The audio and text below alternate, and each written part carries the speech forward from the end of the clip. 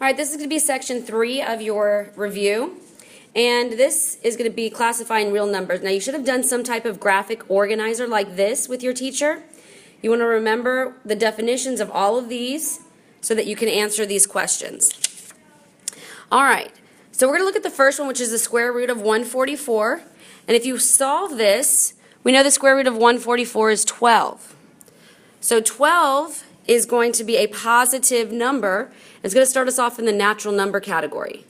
It's also a whole number, and it's an integer and a rational number because I can make it into a fraction. Now you want to remember these two boxes can never be checked at the same time because if it's rational, it cannot be irrational.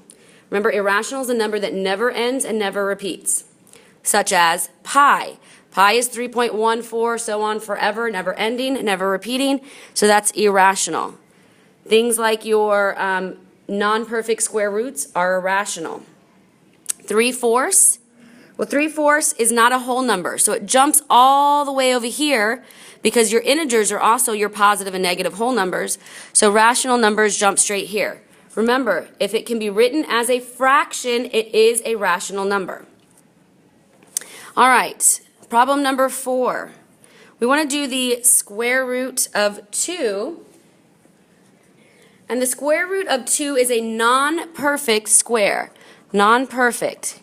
So if it is a non-perfect square, that means it goes on forever and ever, never ends and never repeats, and that's going to make it irrational. -6. That is a negative integer. So, well, negative number, so it's an integer. So we would stick the -6 in here. Which statement is true? So if we look at this, -63 is an integer. That is a true statement. So that's our answer, but I'm going to go through the rest of them anyway. 144 is irrational. Well, 144 is 12, and 12 is a natural number, so it's not irrational. -14 is a natural number, so that's a false statement. It's not natural because it's negative. Naturals are positive numbers, so -14 would actually be an integer, so this is also a false statement. The square root of 105 is irrational. Well, this is a non-perfect square root, so if it's non-perfect, that makes it irrational because it never ends and it never repeats, so that's also false. So F would be our answer there. All right, next page. This is a short one here. And the number of miles Miranda ran for 4 days is shown on the table below. Which day lists them in order from greatest to least? So when you get a problem like this, you want to either change all of your fractions to decimals or decimals to fractions.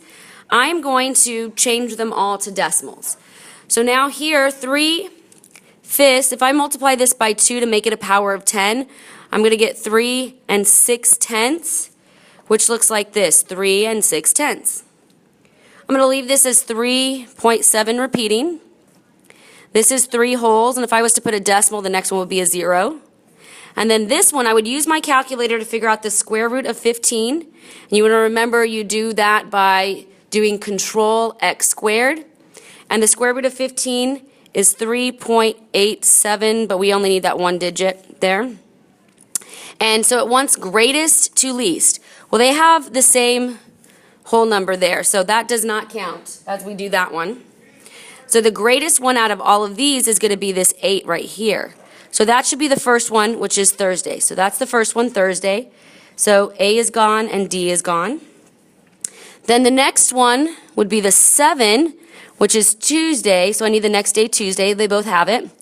Then it's going to be Monday. And so the one that has Monday next is going to be your B. And so that's your answer. All right, if you have any questions, make sure you ask your teacher. Make sure you get one of these so that you can put it on your note card to use on your test. Good luck.